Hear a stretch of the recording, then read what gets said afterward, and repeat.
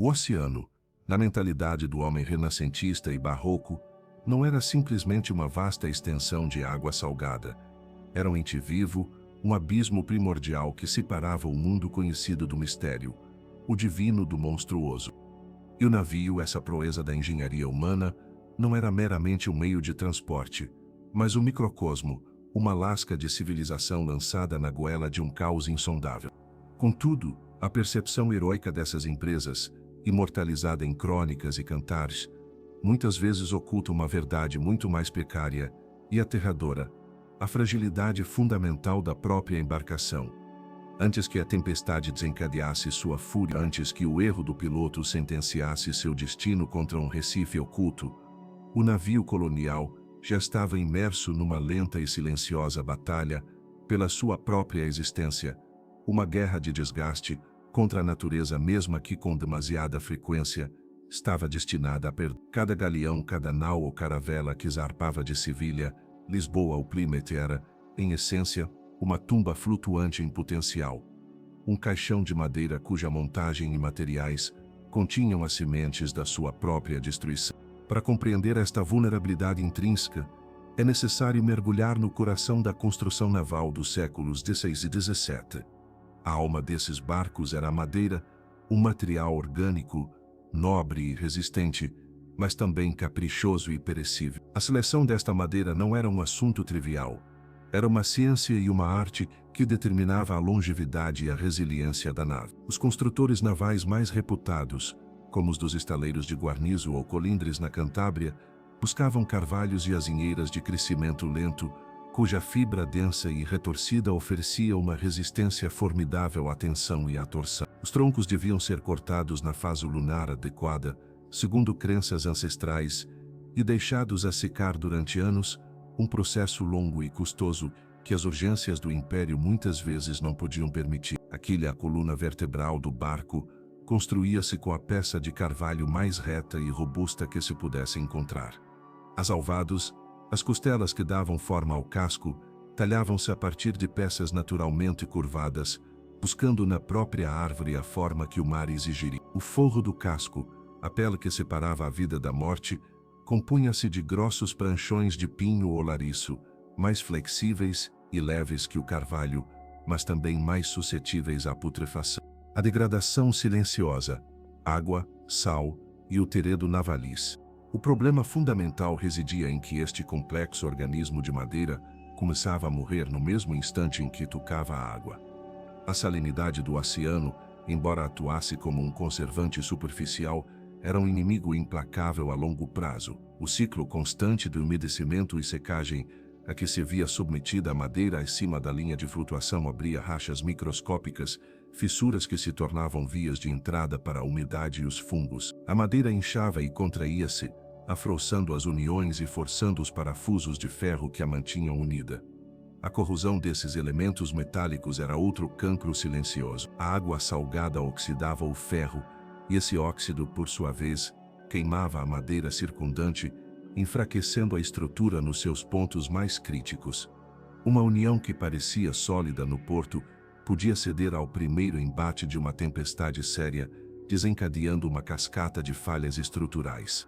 Mas o inimigo mais temido, o verdadeiro terror dos mares quentes para onde se dirigiam a maioria destas frotas, era uma criatura insignificante em tamanho, mas devastadora no seu efeito: o teredo navaliz, ou broma. Este molusco bivalve, muitas vezes confundido com um verme, era o cupim do mar. Suas larvas microscópicas aderiam ao casco de madeira e, uma vez fixadas, começavam a perfurar a madeira, criando túneis que seguiam o veio. Em questão de meses, uma colônia de bromas podia converter um grosso pranchão de carvalho numa estrutura porosa e frágil como um queijo suíço, quase sem deixar sinais visíveis na superfície. O capitão de um navio podia crer que seu casco estava em perfeitas condições, apenas para descobrir no pior momento possível que sua fortaleza era uma mera ilusão. Os pranchões, vazios por dentro, desintegravam-se sob a pressão da água, abrindo vias de água catastróficas e irreparáveis em alto mar. Para combater esta praga, os construtores navais desenvolveram diversas técnicas de proteção, embora nenhuma fosse completamente infalível. O carenamento, Era um processo vital que devia ser realizado periodicamente. O barco era encalhado numa praia ou levado a um dique seco, onde se inclinava sobre um dos seus lados. Acendiam-se fogueiras controladas perto do casco para queimar as algas, os percebes e qualquer parasita superficial. Depois, os carpinteiros de Ribera, os calafates, realizavam a tarefa crucial de impermeabilizar o casco. Utilizando malhos e goivas especiais, introduziam estopa, fibras de cânhamo ou esparto, untada em piche ou alcatrão quente em cada uma das juntas entre os pranchões. Esta vedação, conhecida como calafetagem, era um trabalho árduo e especializado que exigia uma precisão milimétrica. Uma calafetagem deficiente ou o uso de materiais de má qualidade garantia futuras infiltrações. Finalmente, aplicava-se uma camada de sebo misturado com outras substâncias, às vezes até venenos como o arsênico, na esperança de dissuadir o tredo. Uma inovação mais avançada, embora custosa e nem sempre disponível, foi o forro com chapas de chumbo. Esta técnica, utilizada principalmente nos barcos mais importantes, consistia em pregar finas lâminas de chumbo sobre uma camada de tecido e piche, criando uma barreira física contra a bromo. No entanto, o chumbo era caro e pesado, e as próprias chapas podiam danificar-se, permitindo que a água se infiltrasse por baixo e corroesse o casco sem ser detectada. Além disso, a interação eletrolítica entre o chumbo e os parafusos de ferro do casco acelerava a corrosão destes últimos, criando um novo problema ao tentar solucionar outro. Comprometimentos na construção e as pressões econômicas e políticas do Império muitas vezes comprometiam a qualidade destas construções. A demanda por barcos para as frotas das Índias era insaciável. Necessitavam-se navios para transportar tesouros, tropas, colonos e mercadorias. Este ritmo frenético significava que nem sempre se respeitavam os longos períodos de secagem da madeira. Utilizava-se madeira verde, cheia de seiva, que se deformava e rachava com muito mais facilidade. Economizava-se na qualidade do piche ou na quantidade de parafusos de ferro. Os barcos eram construídos muitas vezes sob contrato, e os construtores, para maximizar seus lucros, podiam cair na tentação de utilizar materiais de segunda categoria. Um barco, que devia ter durado 20 anos com uma manutenção adequada, mal chegava aos 10 num estado deplorável. O próprio design dos navios, embora fosse o resultado de séculos de evolução, apresentava compromissos inerentes que afetavam a sua segurança. O galeão, o cavalo de batalha das frotas espanholas, era uma máquina de guerra e um navio de carga, e seu design refletia esta dualidade. Seus altos castelos de proa e popa, desenhados para albergar artilharia e oferecer uma plataforma de combate elevada, tornavam-no terrivelmente instável com ventos laterais. Estas superestruturas massivas atuavam como uma vela, fazendo com que o barco adernasse ou se inclinasse perigosamente e dificultando enormemente a manobra em espaços reduzidos ou com mau tempo. Numa tempestade, um golpe de vento podia inclinar o galeão até um ponto sem retorno, no qual as portas dos canhões do piso inferior ficavam abaixo da linha de flutuação, permitindo que o mar entrasse em profusão e provocando um afundamento em questão de minutos. A relação entre boca, largura e comprimento era outro fator crítico. Os barcos mais largos eram mais estáveis, mas também mais lentos. Os barcos mais estreitos eram mais rápidos, mas muito mais folgosos ou instáveis. As exigências comerciais pressionavam para construir barcos com a máxima capacidade de carga possível.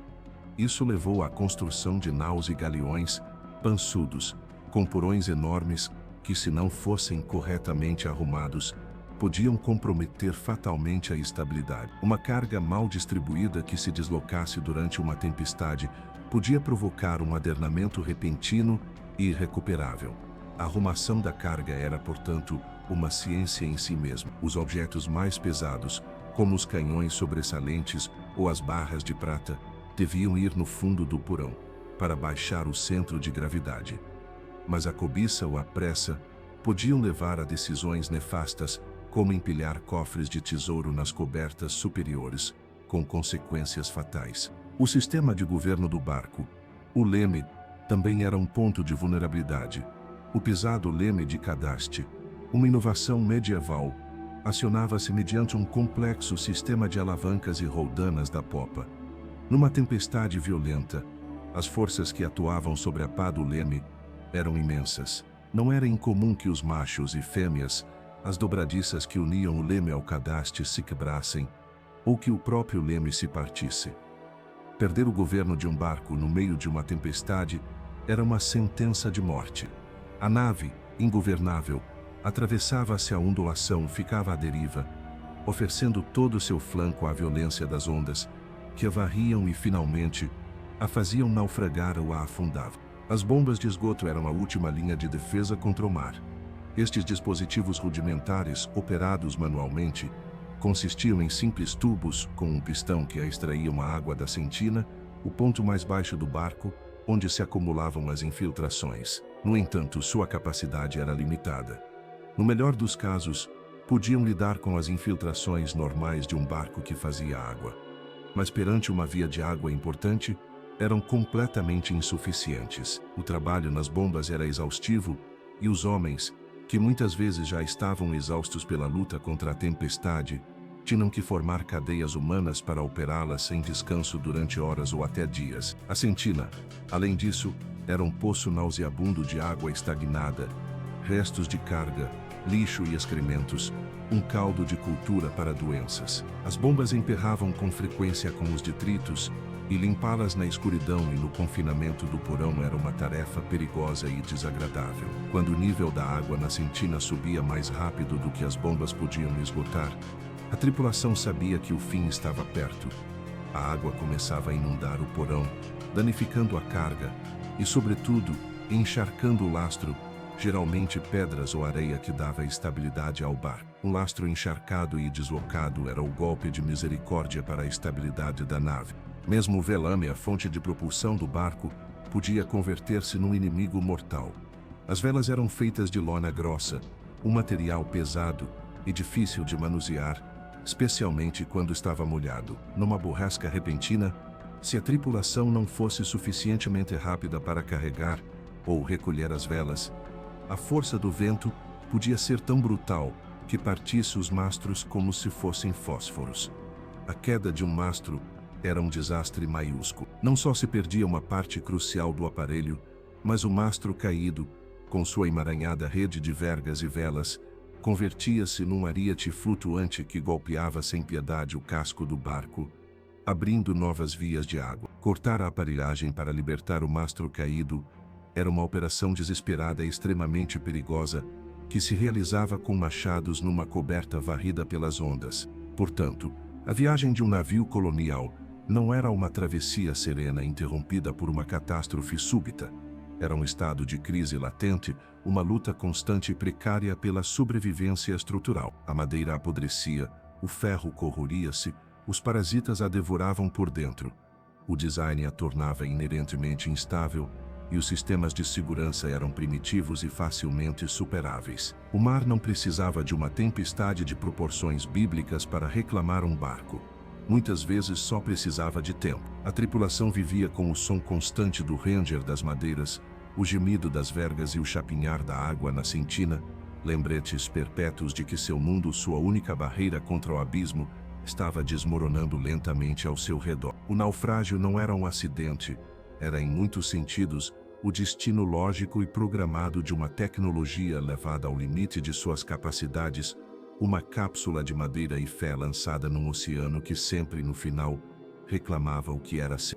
A navegação perigosa, um labirinto de incertezas. Se a própria estrutura do navio colonial era uma armadilha mortal em potencial, o caminho que devia percorrer através do oceano era um labirinto repleto de incertezas, um mapa em branco, onde os monstros marinhos da mitologia eram substituídos por perigos muito reais, embora igualmente invisíveis: recifes, baixios, correntes traiçoeiras e costas hostis.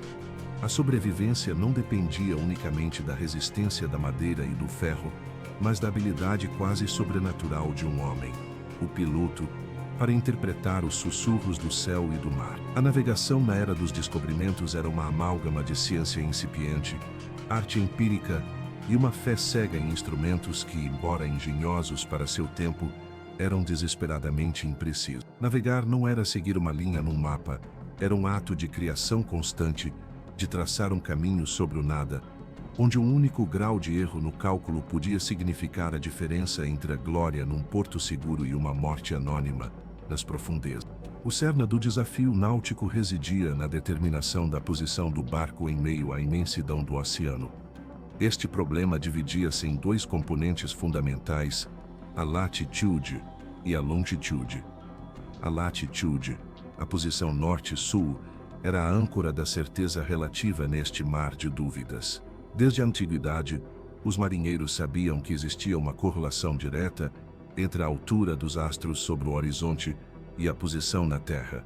Durante o dia, o piloto podia medir a altura máxima do Sol ao meio-dia, utilizando um astrolábio ou um quadrante. O astrolábio náutico, uma versão simplificada e pesada do instrumento astronômico, era um disco de latão graduado com uma alidada ou régua giratória. O piloto, de pé na coberta de um barco em constante movimento, devia segurar o pesado instrumento pela sua argola, alinhar a alidada com o sol, muitas vezes com a ajuda de um segundo homem, para não ficar cego, e ler o ângulo na escala. Esta operação, já por si difícil num dia de calma, convertia-se num pesadelo com o mar agitado. O balanço do barco, o vento e os salpicos faziam com que obter uma leitura precisa fosse quase um milagre. Um erro de um único grau na medição da altura do Sol traduzia-se num erro de 100 milhas náuticas na posição calculada. À noite, a estrela polar, no hemisfério norte, oferecia um ponto de referência mais estável. O quadrante, um quarto de círculo graduado, com um prumo, ou a balistilha, ou báculo de socaba, um instrumento mais simples que media ângulos a partir da distância entre o olho e uma travessa deslizante, utilizavam-se para medir a altura da polar sobre o horizonte. Esta altura correspondia quase diretamente à latitude do observador. No entanto, a polar não se encontra exatamente no polo celeste, mas traça um pequeno círculo à sua volta. Os pilotos mais experientes conheciam complexas tabelas de correção, como as do regimento da estrela polar, que lhes permitiam ajustar as suas leituras em função da posição das estrelas guardiãs da Ursa Menor. Mas, de novo, a precisão era esquiva. Uma nuvem inoportuna, um nevoeiro no horizonte, ou o simples esgotamento do observador podiam introduzir erros fatais nos cálculos. Se determinar a latitude era um desafio, calcular a longitude, a posição este-oeste, era o santo grau da navegação, um problema tão profundo e complexo que foi conhecido durante séculos como o problema da longitude. Para conhecer a longitude, o navegador precisa saber duas coisas simultaneamente: a hora local ao bordo do barco e a hora num ponto de referência conhecido como o porto de partida. A diferença horária entre ambos os pontos pode ser convertida diretamente em graus de longitude. Uma hora de diferença equivale a 15 graus de longitude. A hora local era fácil de determinar. O meio-dia local é o momento em que o Sol atinge seu ponto mais alto no céu. O verdadeiro obstáculo era conhecer a hora do porto de partida depois de semanas ou meses no mar.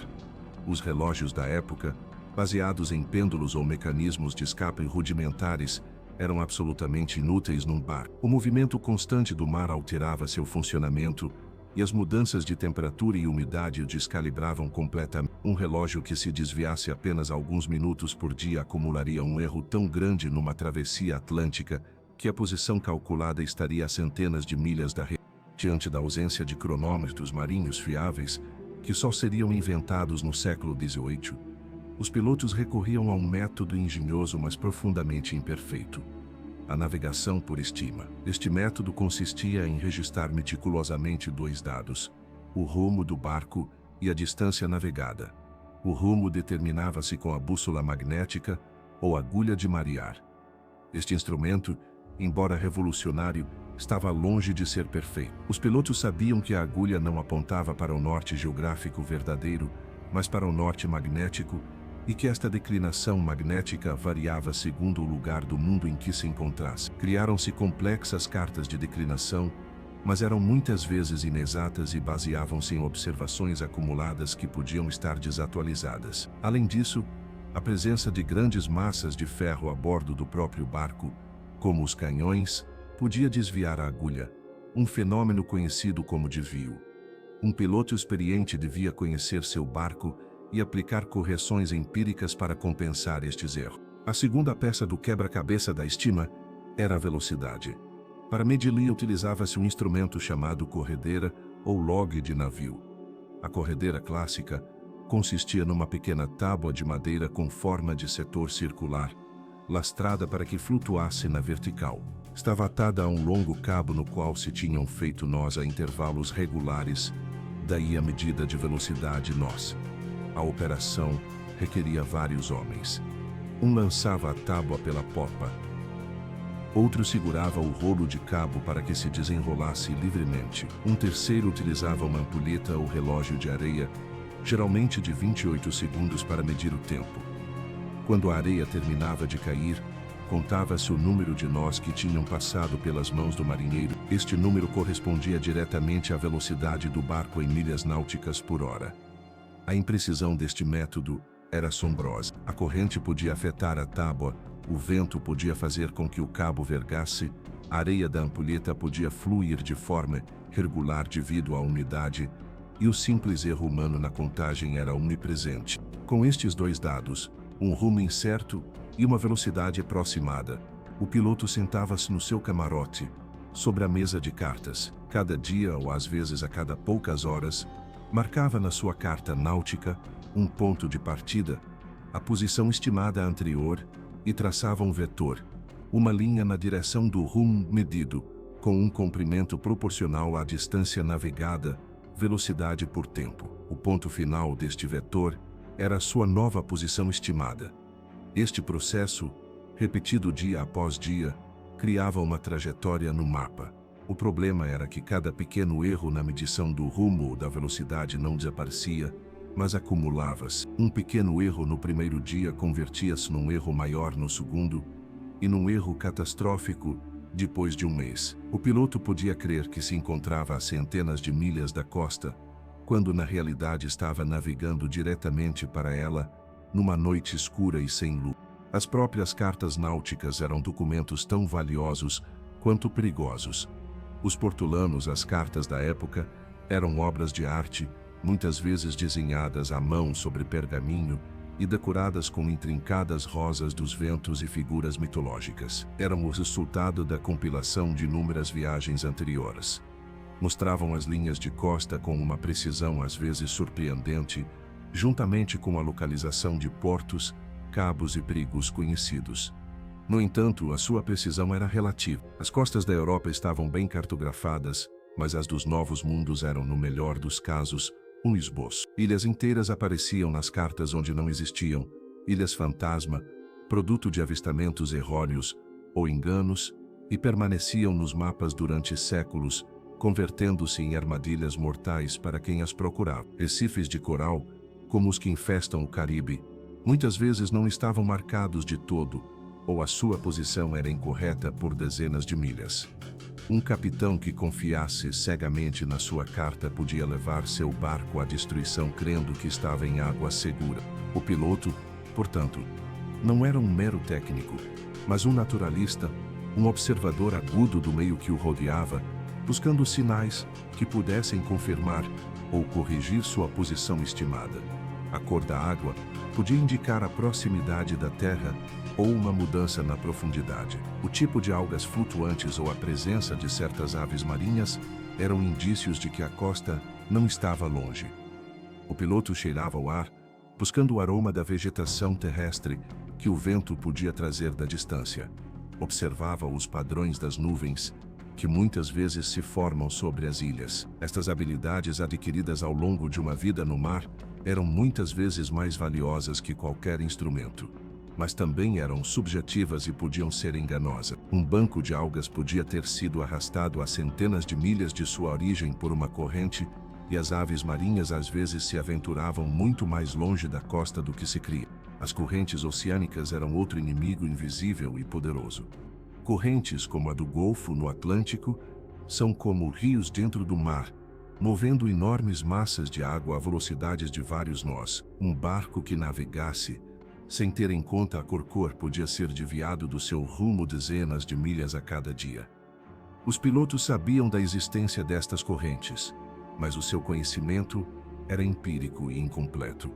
Não existiam mapas de correntes como os que temos hoje. Um piloto podia tentar estimar o abatimento, o desvio lateral devido ao vento e a deriva, o desvio devido à corrente, mas eram pouco mais que conjecturas informadas. A psicologia do piloto era de um homem que caminhava sobre uma corda bamba sobre o abismo. Sobre os seus ombros recaía a responsabilidade das centenas de vidas e fortunas incalculáveis. Vivia num estado de ansiedade constante, revisando os seus cálculos uma e outra vez, sabendo que o mais mínimo descuido podia ser fatal. O capitão do barco era a máxima autoridade a bordo, mas em questões de navegação, a palavra do piloto era esta realidade de poder podia gerar tensões.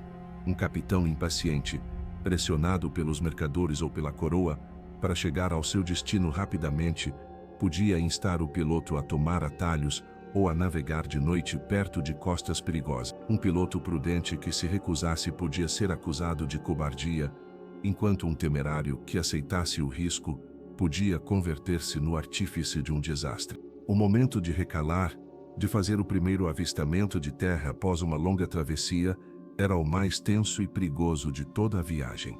Era o momento da verdade, onde se revelaria a precisão ou a falta dela de semanas de navegação a este. O piloto tentava apontar para um ponto da costa bem conhecido e fácil de identificar, como uma ilha alta ou um cabo proeminente. Mas se os seus cálculos de longitude fossem errôneos, podia encontrar-se a dezenas ou centenas de milhas ao norte ou ao sul do seu objetivo, frente a uma costa desconhecida e hostil. A sondagem, a medição da profundidade com uma escandilha, um prumo atado a um cabo marcado, convertia-se numa operação vital. A base do prumo untava-se com sebo para recolher amostras do fundo marinho. O tipo de areia, lodo ou conchas recolhidas podia dar ao piloto uma pista sobre a sua localização, se tivesse uma carta suficientemente detalhada.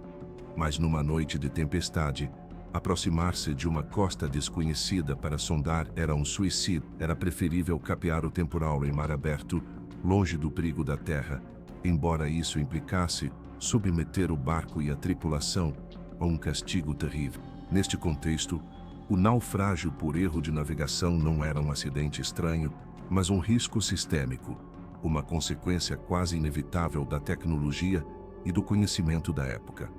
Cada viagem era uma aposta contra probabilidades formidáveis. Os homens que guiavam estes barcos não eram ignorantes.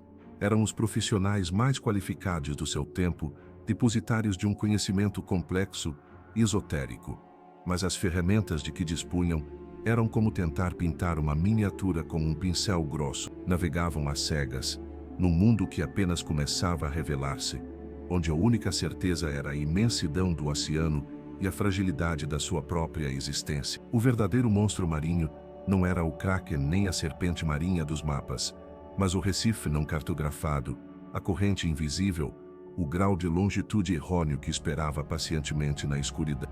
A fúria dos elementos, tempestades, ondas e calmaria. Mesmo que o navio conseguisse, por uma combinação de perícia construtiva e manutenção escrupulosa, resistir à lenta decomposição de suas madeiras e à voracidade dos parasitas, e mesmo que o piloto, mediante uma mistura de ciência, arte e pura sorte, conseguisse contornar os labirintos da navegação, a estima e as armadilhas de uma cartografia imperfeita restavam um adversário final contra o qual nem a melhor madeira nem o cálculo mais preciso ofereciam garantia alguma. A fúria indômita dos elementos, o oceano e a atmosfera formavam um sistema caótico e violento, capaz de desencadear em questão de horas uma energia que superava em muito a capacidade de resistência de qualquer obra humana da época. Para a tripulação de um galeão do século XVII, uma tempestade não era simplesmente mau tempo, era uma manifestação apocalíptica, um castigo divino ou a ira de um mundo primordial que despertava para devorar os intrusos. A ausência total de previsões meteorológicas convertia cada viagem numa partida de roleta russa com o céu, onde o prêmio era a sobrevivência e a perda era um esquecimento absoluto nas profundezas. A ameaça mais temida, especialmente nas rotas transatlânticas que conectavam a Espanha com o Caribe e o Golfo do México, era o furacão. Este fenômeno que os marinheiros espanhóis aprenderam a conhecer e a temer dos povos indígenas do Caribe O termo furacão deriva do taíno huracão, deus da tempestade. Era uma besta de uma escala e uma violência inimagináveis para quem só conhecia as borrascas do Atlântico Norte ou do Mediterrâneo. Hoje compreendemos a física destes ciclones tropicais, motores térmicos gigantes que extraem sua energia do calor que, latente libertado pela condensação do vapor de água, sobre as águas quentes do oceano. Mas para um marinheiro da época, sua aparição era um presságio do fim do mundo. Os sinais precursores eram subtis, fáceis de ignorar ou de mal interpretar por um olho não treinado. Dias antes da chegada do furacão, o ar tornava-se estranhamente claro e a visibilidade era excepcional. O céu a entardecer adquiria tonalidades avermelhadas e acobreadas de uma beleza sinistra. O barômetro, um invento que começava a difundir-se lentamente no século XVII, teria mostrado uma queda lenta mas constante da pressão, mas a maioria dos barcos não dispunha dele. O único indício fiável era o próprio mar. Um mar de fundo, uma ondulação longa e pesada sem vento aparente, começava a chegar do horizonte.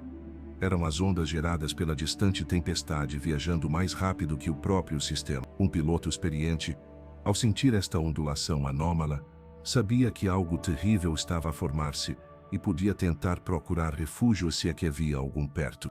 Quando a tempestade se aproximava, o céu cobria-se com um véu de nuvens altas e fibrosas. Os cirros, que formavam um halo em torno do sol ou da lua. O vento começava a soprar em rajadas, aumentando progressivamente em intensidade. O mar, antes tranquilo, eriçava-se, cobrindo-se de carneirinhos brancos que em breve se convertiam em cristas espumosas.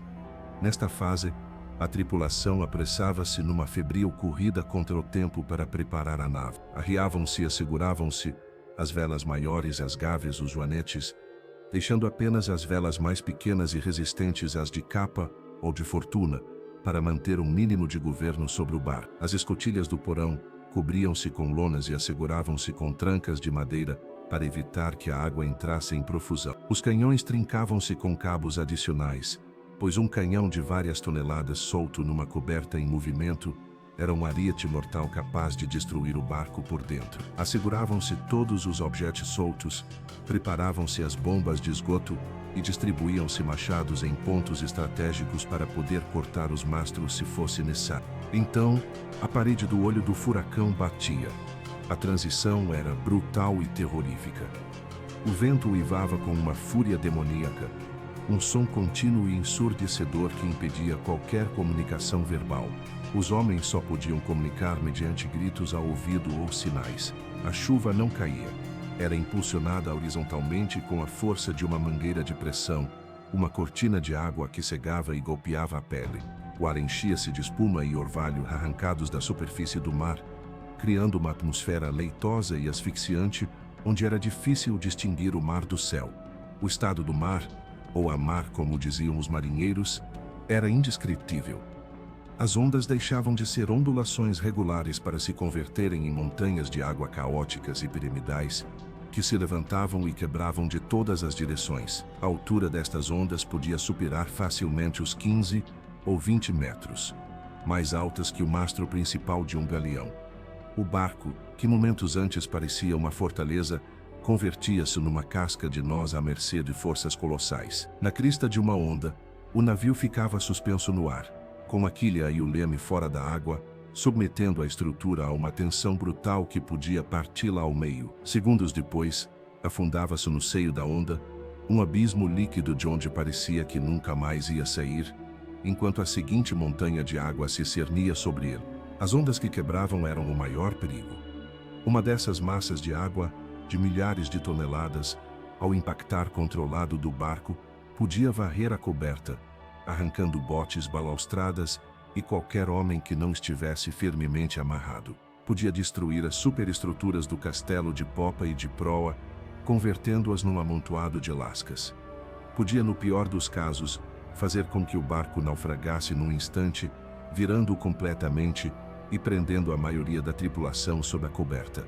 O objetivo do piloto nestas circunstâncias não era navegar, mas simplesmente sobreviver. A manobra principal era capear o temporal. Isto podia fazer-se de duas maneiras.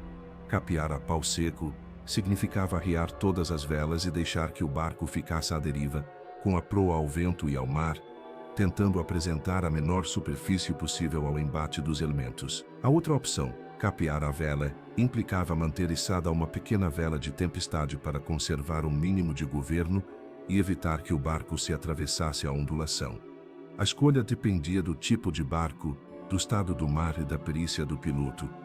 Ambas eram opções desesperadas. A violência do vento podia destruir o aparelho. As velas, mesmo as mais pequenas, podiam ser arrancadas das suas relingas e desintegrar-se em farrapos em questão de segundos. Os mastros, submetidos à tensão das vergas e ao empuxo do vento, gemiam e curvavam-se até que, com o estalido estrondoso que se ouvia acima do estrépito da tempestade, partiam-se. Como se mencionou anteriormente, a queda de um mastro era uma catástrofe que muitas vezes sentenciava o barco, convertendo-se num ariete que golpeava o casco ou enredando-se no leme, deixando-o sem governo. Se o barco tivesse a incrível sorte de se encontrar na trajetória do olho do furacão, a tripulação experimentava um interlúdio surreal. De repente, o vento cessava por completo. A chuva parava. Às vezes, até se podia ver um círculo de céu azul ou estrelado por cima, rodeado pela muralha imponente de nuvens da tempestade. O mar, no entanto, continuava a ser um caos de ondas gigantescas e confusas, por não ter o vento que as ordenasse. Este período de calma, que podia durar de alguns minutos a uma hora, não era um respiro, mas uma armadilha psicológica. Oferecia uma falsa esperança e um tempo precioso mas terrorífico para avaliar os danos. Os homens em estado de choque tentavam fazer reparações de emergência, esgotar a água e preparar-se para o inevitável, o golpe da segunda parede do olho, que chegaria com a mesma fúria que a primeira, mas com o vento soprando da direção oposta. Esta mudança repentina na direção do vento era muitas vezes o golpe de misericórdia para um barco já danificado e enfraquecido. Para além dos furacões, outros fenômenos meteorológicos apresentavam os seus próprios perigos mortais. As turbonadas ou chuvas eram tempestades locais mas extremamente violentas, que podiam formar-se em questão de minutos num dia aparentemente aprazível. Um golpe de mar, ou uma onda monstro, conhecida hoje como Rogue Wave, uma onda individual de uma altura desproporcionada, podia formar-se pela interação construtiva de vários sistemas de ondulação e aparecer do nada, mesmo com bom tempo, levantando-se como uma parede de água capaz de afundar um barco sem aviso prévio. O nevoeiro era outro inimigo silencioso. Em bancos de nevoeiro denso, comuns no Atlântico Norte, a visibilidade reduzia-se a zero. Um barco podia navegar durante dias sem ver o sol nem as estrelas, perdendo completamente a sua posição. O maior perigo no nevoeiro era a colisão. As frotas muitas vezes navegavam em comboio para se protegerem dos piratas, mas no nevoeiro, esta formação convertia-se numa armadilha mortal. Os barcos perdiam-se de vista uns aos outros, e o único meio de comunicação era o som de um sino ou o disparo de um mosquete, sinais acústicos que o vento e o nevoeiro amorteciam e distorciam. A colisão com outro barco, ou pior ainda, com um Spargar nas latitudes mais setentrionais, era um risco constante. Mesmo a ausência de vento, a calmaria, podia ser uma sentença de morte. Um barco à vela preso numa zona de calmarias equatoriais, os doldrums, podia permanecer imóvel durante semanas. Sob um sol abrasador, as provisões de água doce esgotavam-se ou corrompiam-se. Os alimentos apodreciam. O escorbuto, causado pela falta de vitamina C, dizimava a tripulação, provocando a queda dos dentes, hemorragias internas e, finalmente, a morte. O desespero numa calmaria podia levar a motins e à loucura. A estatística fria e brutal confirma a magnitude desta ameaça. Estima-se que frotas inteiras desapareceram sem deixar rastro, engolidas por tempestades. A frota espanhola de 1715, que transportava um dos maiores tesouros jamais reunidos, foi aniquilada por um furacão na costa da Flórida. De 12 navios, 11 afundaram-se, levando consigo mais de 1000 vidas e uma fortuna lendária que ainda hoje procuram os caçadores de tesouros. Este não foi um caso isolado. Cada ano, a estação de furacões no Caribe cobrava o seu tributo em barcos e vida. A dimensão psicológica de enfrentar a fúria dos elementos não pode ser subestimada. Para os homens a bordo, não se tratava de uma luta contra forças impessoais da física. Na sua cosmovisão, profundamente religiosa, a tempestade era uma teofania, uma manifestação do poder de Deus. O uivo do vento era a voz da ira divina. O relâmpago, o seu dedo acusador. O capelão do barco rezava litanias e exorcismos, tentando aplacar uma fúria que parecia dirigida pessoalmente contra eles. A superstição misturava-se com a fé. Lançavam-se ao mar relíquias benditas, faziam-se promessas à Virgem e aos santos patronos dos marinheiros, como São Telmo, cujo fogo às vezes aparecia como uma descarga elétrica nas pontas dos mastros, um presságio que podia ser interpretado como de boa ou má sorte. Em meio ao caos, o terror absoluto apoderava-se dos corações, um medo primordial de ser apagado da existência, de desaparecer sem túmulo, nem memória num universo hostil e indiferente. A luta contra o mar era, em última instância, uma luta contra a própria insignificância. E na maioria das ocasiões, era o mar quem ganhava. O navio como microcosmo social. Superlotação, doença e conflito. O navio colonial, antes mesmo de enfrentar os perigos externos do oceano, era em si mesmo um ecossistema doente, uma bomba relógio social e sanitária.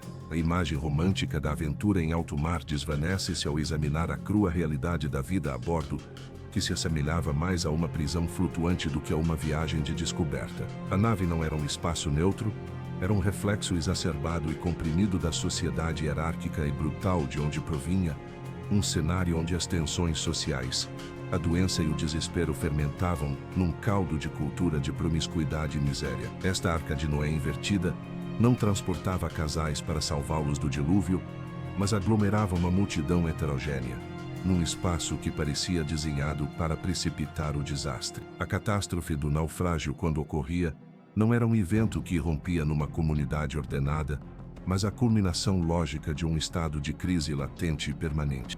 O primeiro fator de desequilíbrio era a sobrecarga, uma prática endêmica impulsionada pela lógica implacável do benefício econômico. Um barco não era simplesmente um veículo, era um investimento. Cada centímetro cúbico do seu porão tinha um valor, e a tentação de exceder os limites de carga recomendados era quase irresistível. Os armadores, os mercadores e a própria coroa pressionavam para transportar a máxima quantidade de mercadorias, apetrechos, animais e pessoas em cada viagem. Os galeões que zarpavam para as Américas iam carregados até aos topos com produtos manufaturados europeus, têxteis, ferramentas, vinho, azeite, armas. De regresso, os seus porões atulhavam-se com os tesouros do Novo Mundo, prata em barras e moedas, ouro, esmeraldas, cochonilha, anil, tabaco, cacau. Esta sobrecarga tinha consequências diretas e fatais para a segurança da nave. Um barco sobrecarregado afundava mais na água, reduzindo sua obra morta, a parte do casco acima da linha de flutuação. Isso tornava mais úmido, ou seja, mais propenso a que as ondas varressem a coberta, e perigosamente lento na sua resposta às manobras do leme. Mais grave ainda, a sobrecarga elevava o centro de gravidade do barco, especialmente se arrumassem mercadorias pesadas nas cobertas superiores, para fazer espaço no porão. Um centro de gravidade alto tornava o navio extremamente ardente ou instável, propenso a adernar de forma perigosa com um golpe de vento e com uma capacidade reduzida para aprumar ou voltar à sua posição vertical. Muitas catástrofes tiveram origem na decisão de arrumar uns quantos cofres de prata a mais no camarote do capitão em vez de no fundo do porão. O espaço vital para a tripulação e os passageiros reduzia-se ao mínimo. Num galeão de tamanho médio, que podia deslocar umas 500 toneladas, amontoavam-se entre 12. A tripulação dormia onde podia, na coberta, entre os canhões, ou no solado, um espaço escuro e mal ventilado sob a coberta principal. A privacidade era um luxo inexistente. Os homens dormiam, comiam e viviam numa promiscuidade forçada, partilhando seu espaço com ratos, baratas e piolhos. A esta população de marinheiros e soldados, somava-se uma variedade de passageiros. Nobres e funcionários reais viajavam com os seus séquitos, ocupando os melhores camarotes no castelo de pó. Comerciantes, clérigos, artesãos e colonos, com as suas famílias apertavam-se em espaços improvisados. No fundo da escala social, e muitas vezes no fundo do próprio porão, encontravam-se os condenados deportados e no infame comércio triangular, os escravos africanos ocorrentados em condições de uma brutalidade indescritível, com um espaço vital tão reduzido que não podiam sequer pôr-se de pé. Esta superpopulação e a falta de higiene convertiam o barco numa incubadora perfeita para a doença. As condições sanitárias eram deploráveis. As latrinas em seus jardins consistiam em simples plataformas ou assentos pendurados no exterior do barco, na proa, expostos à vista e aos elementos. Em caso de mau tempo, a tripulação via-se obrigada a fazer as suas necessidades nos cantos mais escuros do porão ou da sentina, contaminando ainda mais um ambiente já de si pútrido. A água doce, armazenada em barris de madeira, era o recurso mais precioso e o principal vetor de contágio. Os barris, muitas vezes reutilizados e mal limpos, convertiam-se num caldo de cultura para bactérias e algas. Depois de algumas semanas, a água tornava-se esverdeada, viscosa e mal cheirosa. Tentava-se purificar adicionando-lhe um pouco de vinho ou vinagre, mas isto mal disfarçava a sua péssima qualidade. O consumo desta água contaminada era a causa principal da disenteria e do tifo, doenças que podiam dizimar uma tripulação em questão de dias com febres altas, delírios e diarreias hemorrágicas. A dieta a bordo era outro fator de doença. A base da alimentação era o biscoito, ou bolacha de navio, uma espécie de pão sem fermento cozido 2 ou 3 vezes para eliminar toda a umidade e garantir a sua conservação. Este biscoito era duro como uma pedra, os homens muitas vezes o demolhavam em água ou vinho para poder mordê-lo, e com o tempo, convertia-se no lar de colônias de gorgulhos e vermes. Os marinheiros brincavam amargamente dizendo que era melhor comê-lo no escuro para não ver o que se movia dentro. A ração de proteína consistia em carne de vaca ou porco salgada e peixe seco, bacalhau ou arenque. Este processo de salga eliminava qualquer vestígio de vitaminas e convertia a carne numa massa fibrosa e quase incomível. As leguminosas secas como o grão de bico ou as lentilhas, e um pouco de queijo e azeite completavam esta dieta monótona e carente de nutrientes essenciais. A ausência total de frutas e verduras frescas nas longas travessias provocava o aparecimento inevitável do escorbuto, a praga dos mares. Causada por uma deficiência aguda de vitamina C, esta doença tinha efeitos devastadores. Os sintomas começavam com uma fadiga extrema e dores nas articulações. Depois, as gengivas inchavam, sangravam e apodreciam, provocando a queda dos dentes. Apareciam hematomas e úlceras por todo o corpo. As velhas cicatrizes abriam-se de novo. Nas etapas finais, sobrevinham as hemorragias internas, a icterícia e a morte. Uma tripulação dizimada pelo escorbuto, com homens demasiado fracos para subir aos mastros ou manusear as bombas, não tinha nenhuma possibilidade de enfrentar uma emergência. Não foi até finais do século XVIII que a Marinha Britânica institucionalizou o fornecimento de sumo de lima ou limão, erradicando praticamente a doença. Durante a maior parte da era colonial, o escorbuto foi uma causa de morte tão comum como os naufrágios. O microcosmo social do barco era um paiol de pólvora. A hierarquia era absoluta e mantinha-se com uma disciplina de ferro. No topo encontrava-se o capitão, com autoridade sobre a vida e a morte. Abaixo dele, os oficiais, o piloto, o mestre, responsável pela carga e pelos apetrechos, o contramestre, chefe da marinhagem, o condestável, a cargo da artilharia. Depois vinham os especialistas, carpinteiros, calafates, cirurgiões barbeiros, cuja perícia médica era muitas vezes rudimentar, o capelão. Na base da pirâmide, a grande massa de marinheiros e grumetes, e abaixo de todos, os pajens e os escravos. Esta rígida estrutura gerava constantes fricções. Os abusos de poder por parte dos oficiais eram comuns, e o castigo pela mais mínima insubordinação era brutal. Chicotadas com um gato de 9 caudas, encerro no tronco, ou mesmo o abandono numa ilha deserta. A heterogeneidade da tripulação acrescentava mais lenha à fogueira. No mesmo barco podiam conviver andaluzes, bascos, galegos, italianos, flamengos e alemães, cada um com o seu próprio idioma ou dialeto, os seus costumes e os seus rancores regionais. Os soldados, que viajavam como guarnição, muitas vezes desprezavam os marinheiros, considerando-os de uma classe social inferior, o que gerava brigas e tensões constantes. A presença de passageiros especialmente nobres e ricos comerciantes criava um mundo à parte. Enquanto a tripulação sofria fome e sede, eles podiam desfrutar das suas próprias provisões de vinho, galinhas vivas e conservas.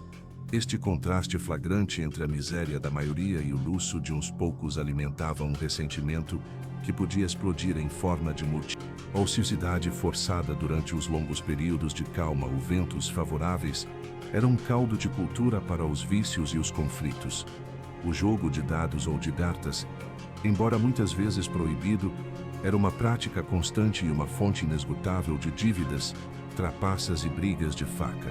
O álcool, embora racionado, consumia-se em excesso quando se podia conseguir, levando a bebedeiras violentas. O tédio e a desesperança erodiam a moral e a disciplina. Neste ambiente de tensão, doença e miséria, o aparecimento de uma crise, uma tempestade, uma via de água, um avistamento de piratas não unia a comunidade, mas muitas vezes a fazia implodir.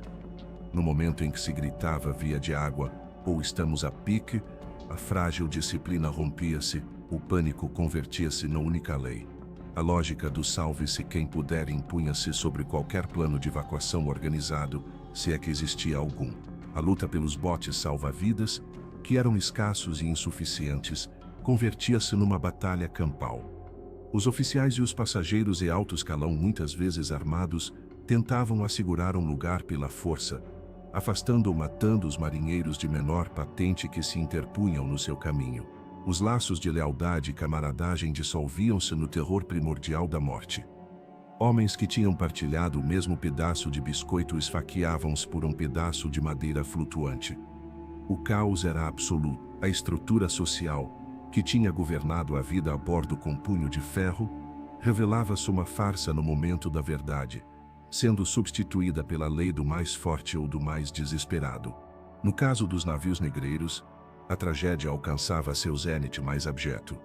Os escravos acorrentados no porão muitas vezes eram abandonados à sua sorte, deixados para que se afogassem na escuridão enquanto a tripulação tentava salvar-se. Se lhes era concedida a liberdade, era frequentemente num ato de crueldade final para que a sua luta pela sobrevivência na água distraísse os tubarões.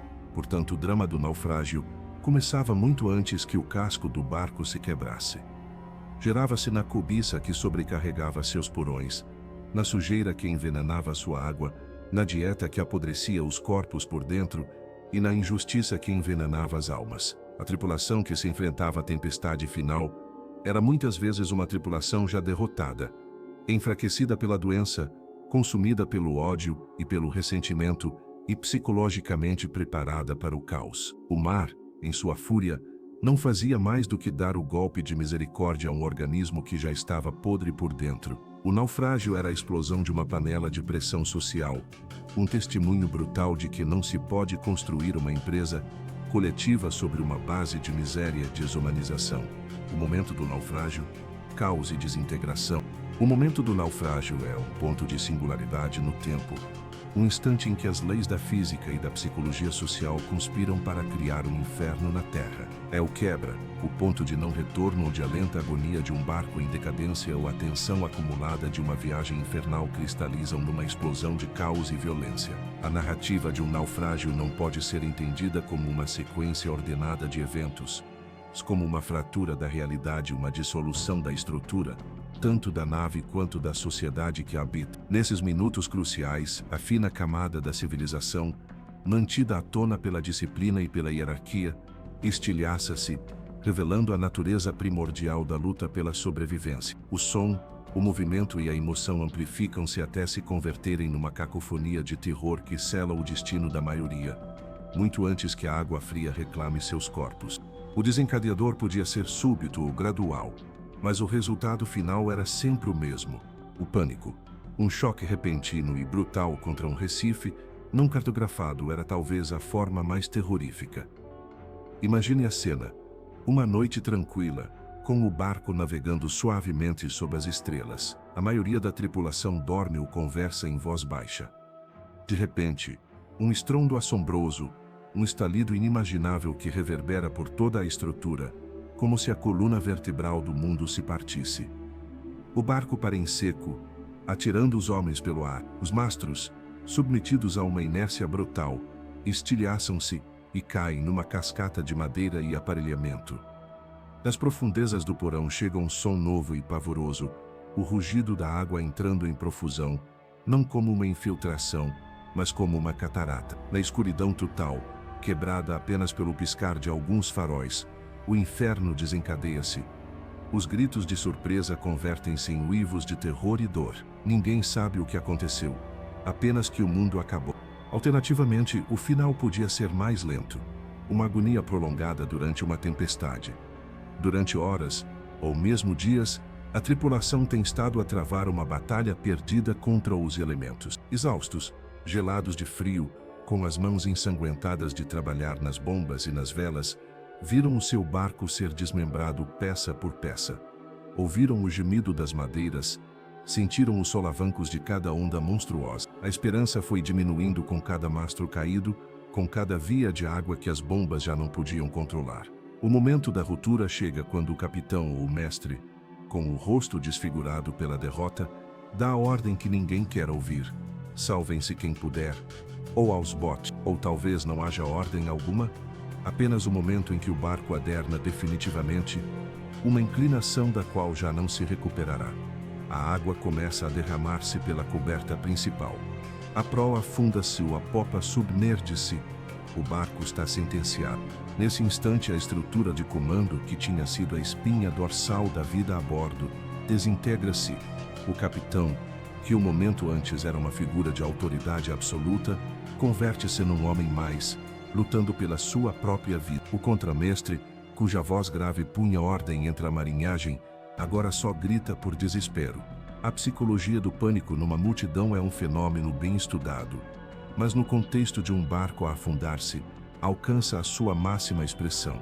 O pânico é contagioso. O medo de um indivíduo transmite-se aos demais através dos gritos, da expressão de terror nos olhos, da corrida desesperada e sem rumo.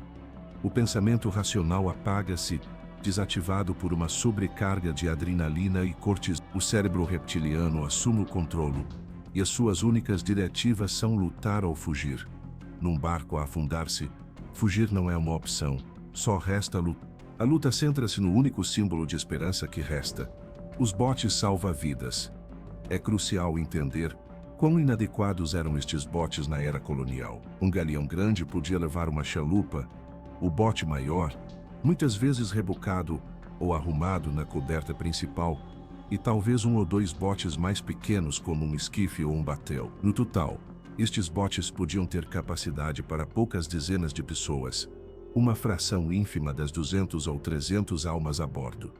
A própria ideia de uma evacuação ordenada para todos era uma fantasia. Estes botes não foram desenhados para a salvação maciça, mas para tarefas auxiliares: transportar mercadorias e pessoal para a terra, fazer sondagens ou realizar reparações.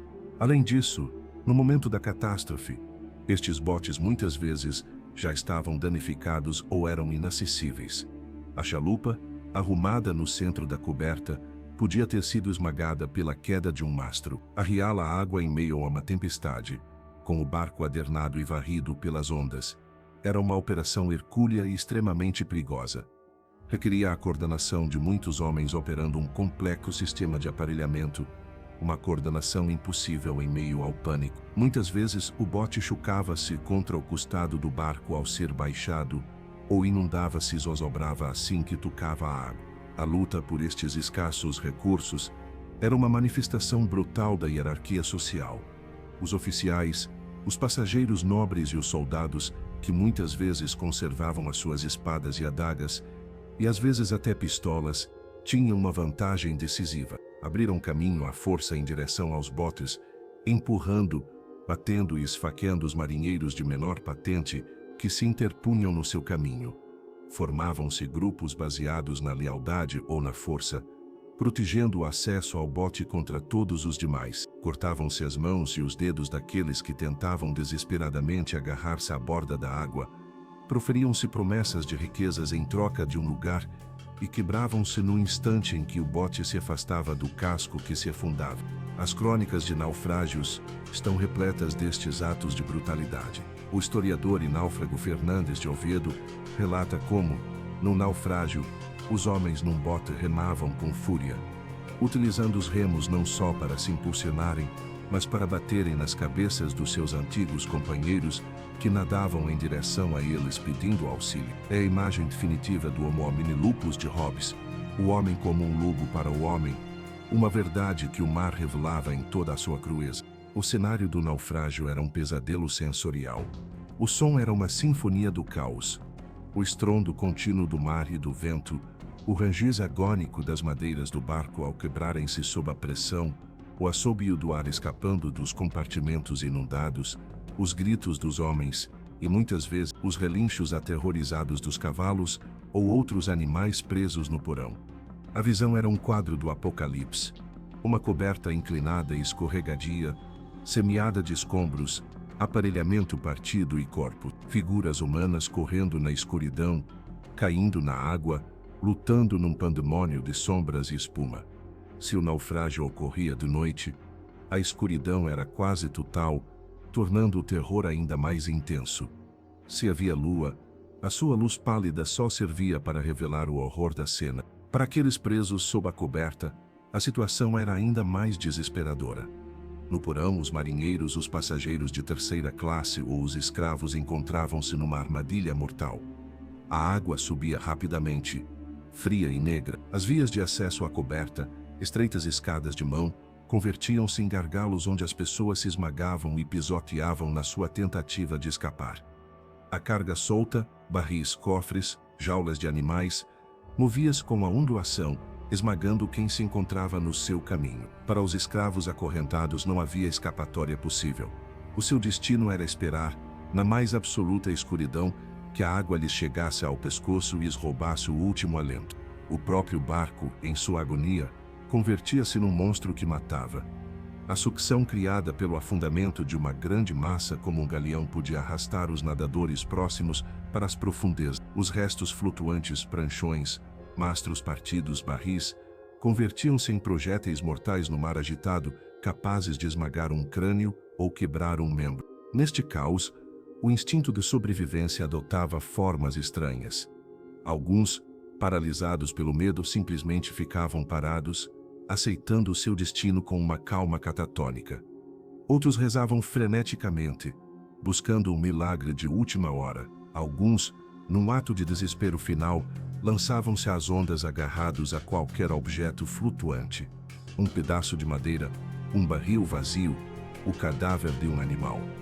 A formação de jangadas improvisadas era uma reação comum. Um grupo de homens podia conseguir amarrar vários pranchões ou vergas, criando uma plataforma precária que oferecia uma ilusão de segurança. Mas estas jangadas eram frágeis, facilmente desmembradas pela ondulação e muitas vezes sobrecarregadas por mais e mais náufragos desesperados que tentavam subir, provocando o seu afundamento.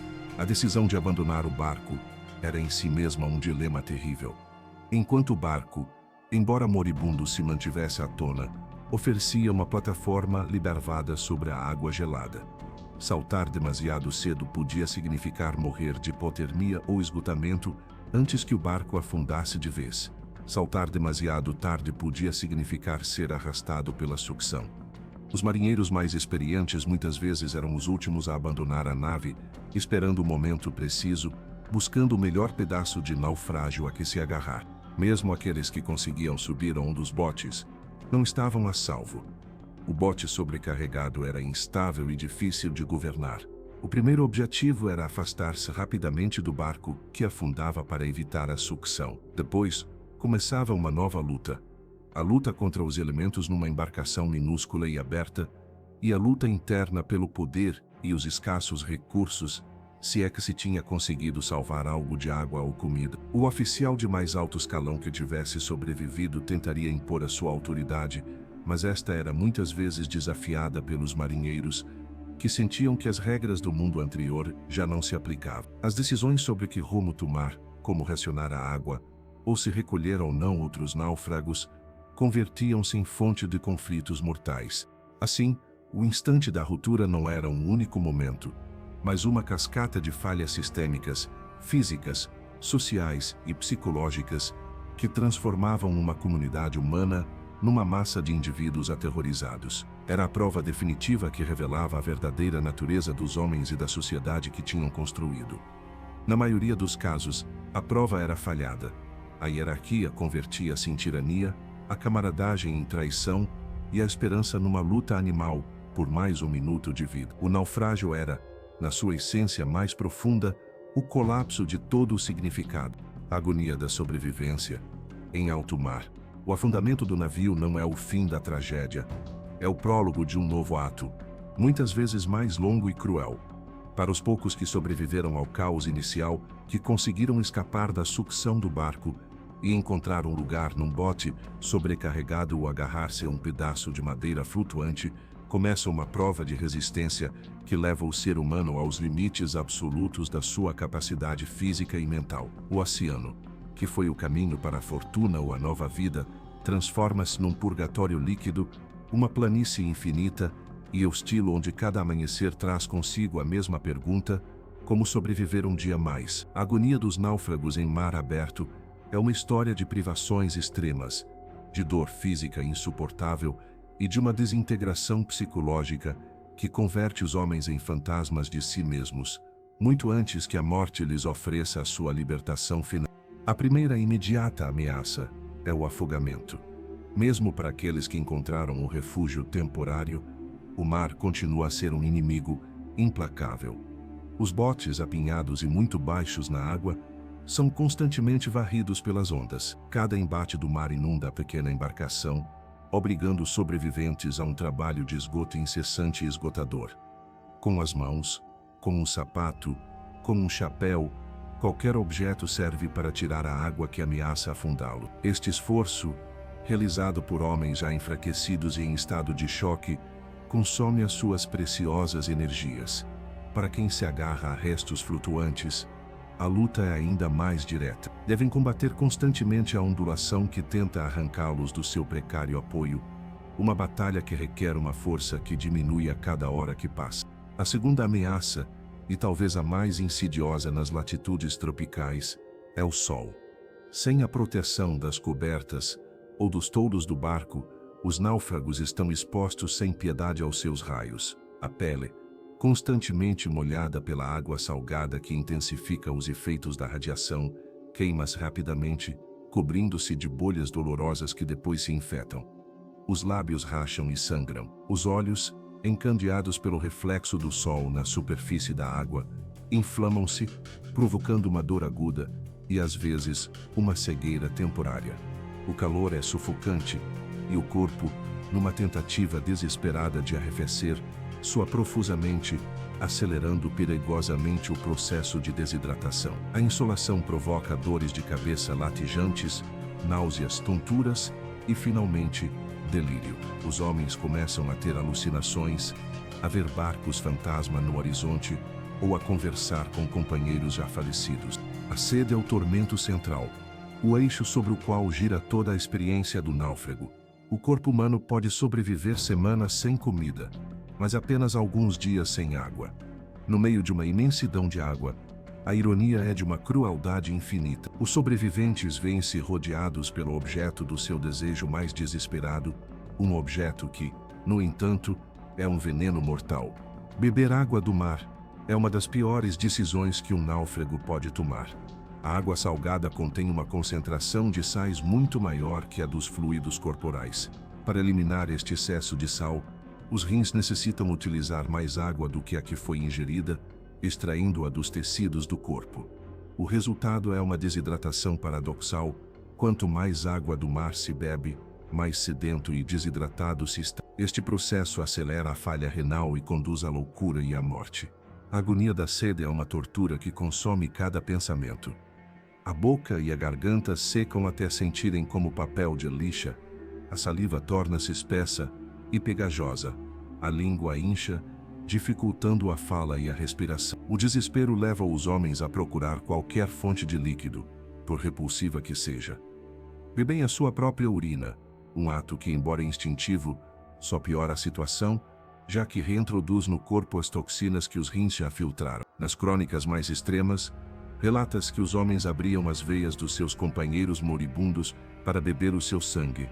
A chuva converte-se na única esperança, numa bênção divina. Quando um aguaceiro se aproxima, os sobreviventes estendem qualquer pedaço de tecido que tenham, ou simplesmente abrem a boca ao céu para recolher algumas gotas preciosas de água doce. A fome chega mais lentamente, mas com a mesma certeza. No princípio, é uma dor aguda no estômago, uma sensação de vazio. Com o tempo, transforma-se numa debilidade generalizada, uma apatia que consome a vontade de viver.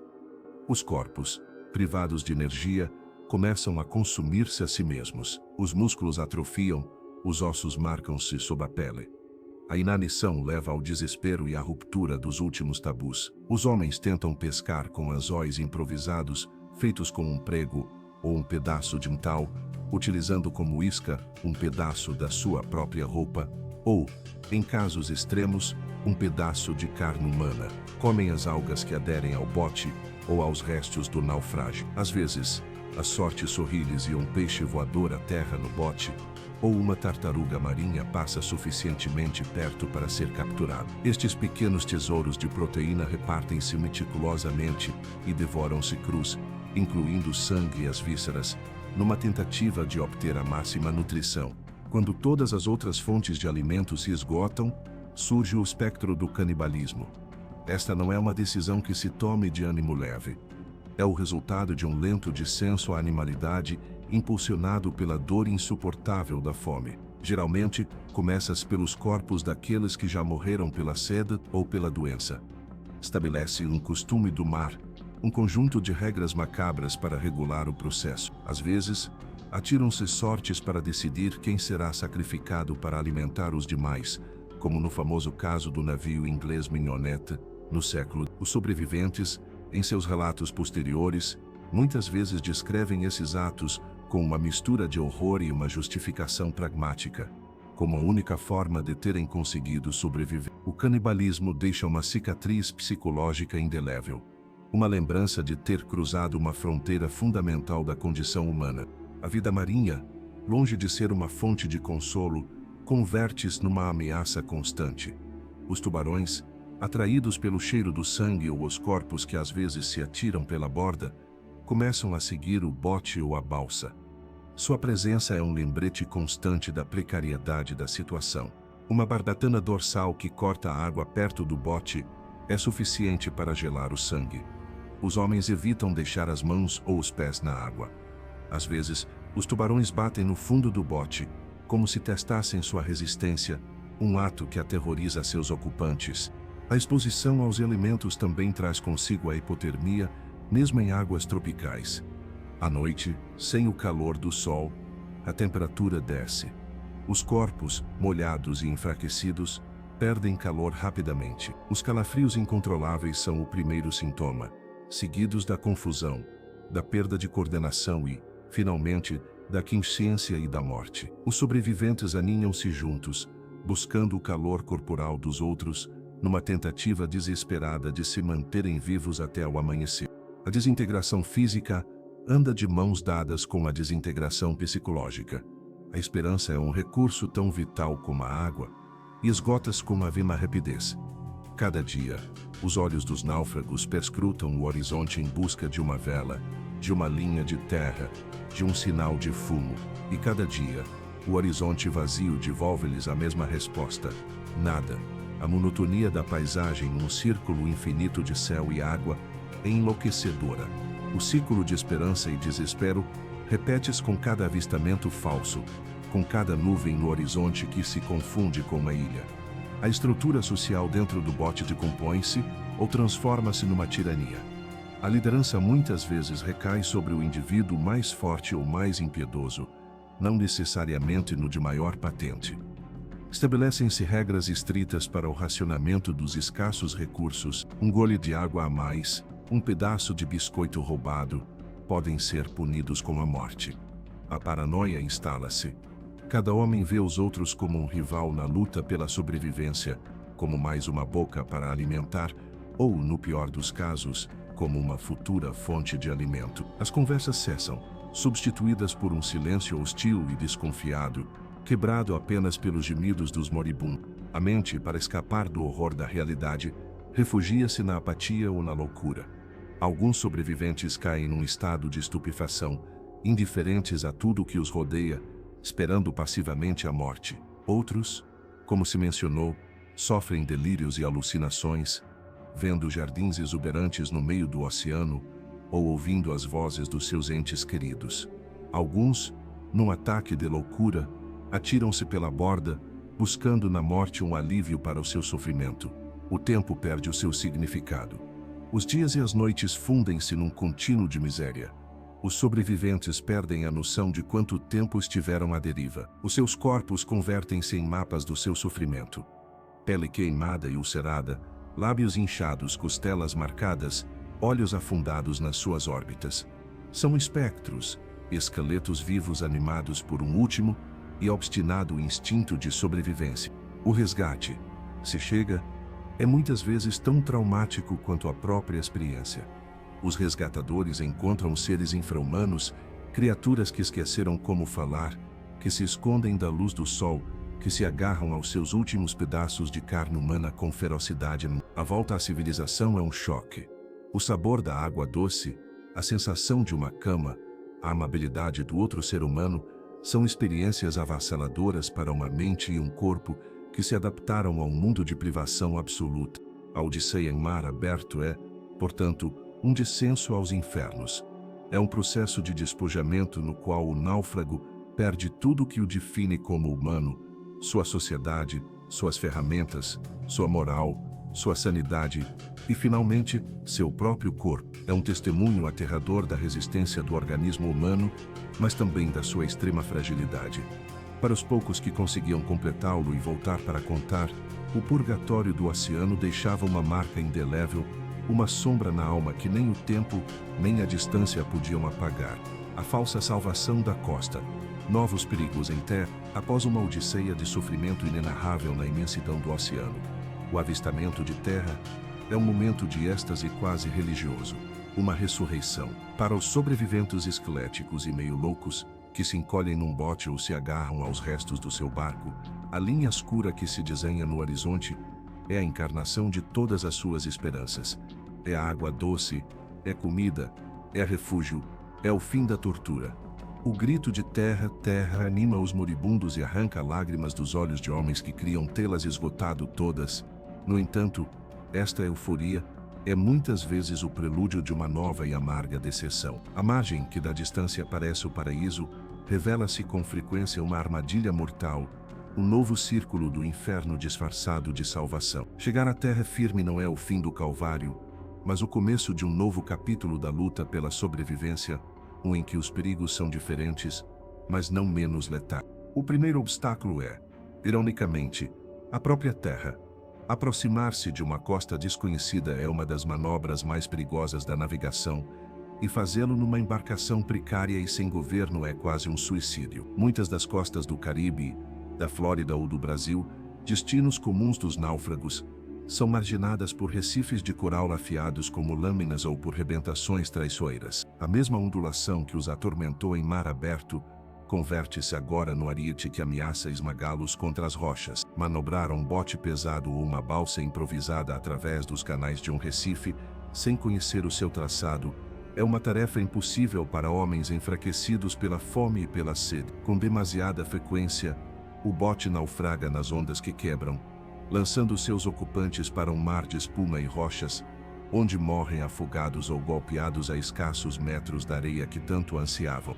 Mesmo que consigam superar as rebentações, muitas costas tropicais são formadas por densos mangues. Estas selvas anfíbias com as suas raízes aéreas entrelaçadas formando uma muralha impenetrável, não oferecem um lugar para desembarcar. Os náufragos veem-se presos num labirinto de canais de água salobra, cheios de mosquitos e outros insetos, sem poder pôr os pés em terra firme. Morrer de esgotamento na lama de um mangue, à vista de uma vegetação exuberante mas inacessível, é uma das ironias mais cruéis que o destino pode reservar. Suponhamos que, contra todas as probabilidades, conseguem desembarcar numa praia de areia. O primeiro instinto, a primeira necessidade avassaladora, é encontrar água doce.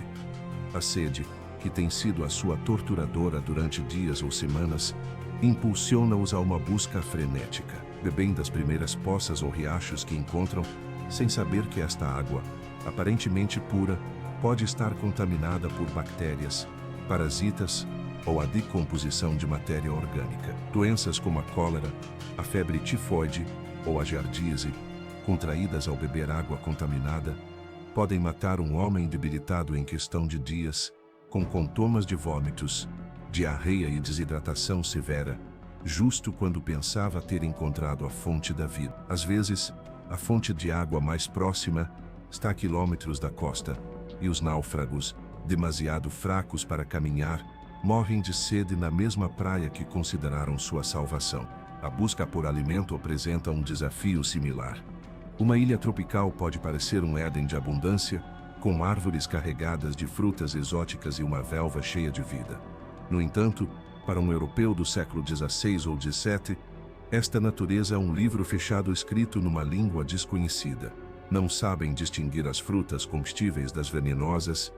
Uma baga de aspecto apetitoso pode provocar convulsões e a morte. Certas raízes ou tubérculos, que formam a base da dieta indígena, são tóxicos se não forem preparados adequadamente, mediante um processo de cozedura, demolha ou raladura que os náufragos desconhecem. O caso da mandioca amarga é emblemático. É uma fonte de carboidratos fundamental em muitas culturas tropicais, mas contém cianeto e é mortal se for consumida crua. Os náufragos, impulsionados por uma fome voraz, podem envenenar-se com a primeira refeição que ingerem. A fauna local também é uma fonte de perigos. A caça de animais requer energia, habilidade e armas, três coisas de que os sobreviventes carecem. Mais que uma presa, os animais são muitas vezes uma ameaça. As cobras venenosas, como a fer-de-lance ou a coral verdadeira na América, podem infligir uma mordida mortal. As aranhas, os escorpiões e as formigas de fogo podem causar picadas dolorosas que infectam facilmente no clima úmido. Nos rios e pântanos, os caimões e os crocodilos espreitam. Mesmo os insetos mais pequenos são uma tortura incessante. Nuvens de mosquitos, portadores de malária e febre amarela, atacam sem piedade, especialmente ao anoitecer. As picadas, além do risco de doença, provocam uma comichão insuportável que, ao coçar com as unhas sujas, deriva em feridas purulentas. As pulgas da areia ou níguas introduzem-se sob a pele dos pés, causando inflamação e dor extrema. O clima, que no mar era uma questão de vento e ondas, em terra apresenta novos desafios. O calor úmido e sufocante durante o dia é esgotante e favorece as infecções.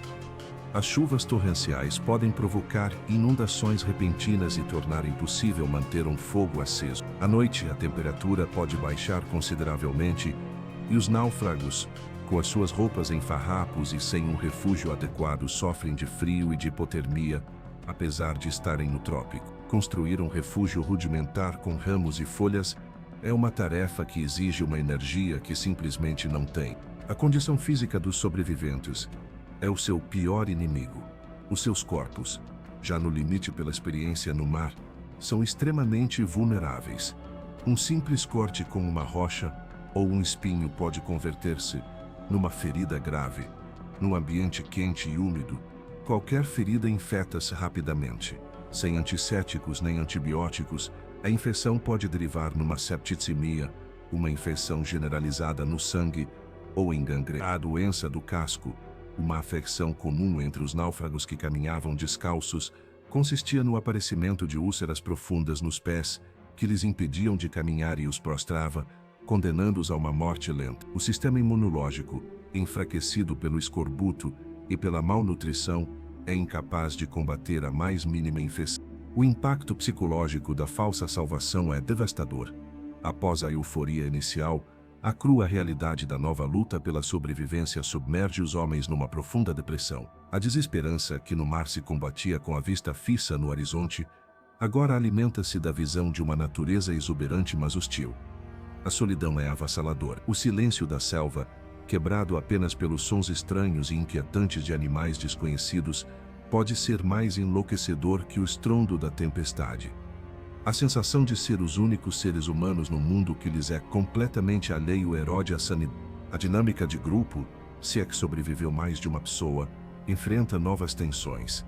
As decisões sobre onde estabelecer um acampamento, como procurar comida ou se tentar ou não explorar o interior, convertem-se em fonte de conflitos. A liderança pode mudar, e as disputas, que no bote se continham pela necessidade mútua, podem explodir em violência.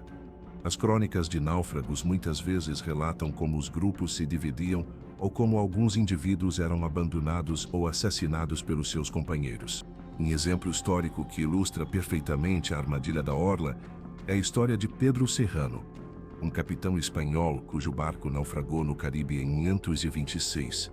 Conseguiu chegar a nado a um pequeno banco de areia desolado, um ilhote sem vegetação nem água doce. A sua salvação foi uma condenação a uma das provas de sobrevivência mais extremas jamais registradas. Durante anos, sobreviveu bebendo sangue e comendo a carne crua das tartarugas marinhas que chegavam para desovar na ilha e utilizando as suas carapaças para recolher a escassa água da chuva.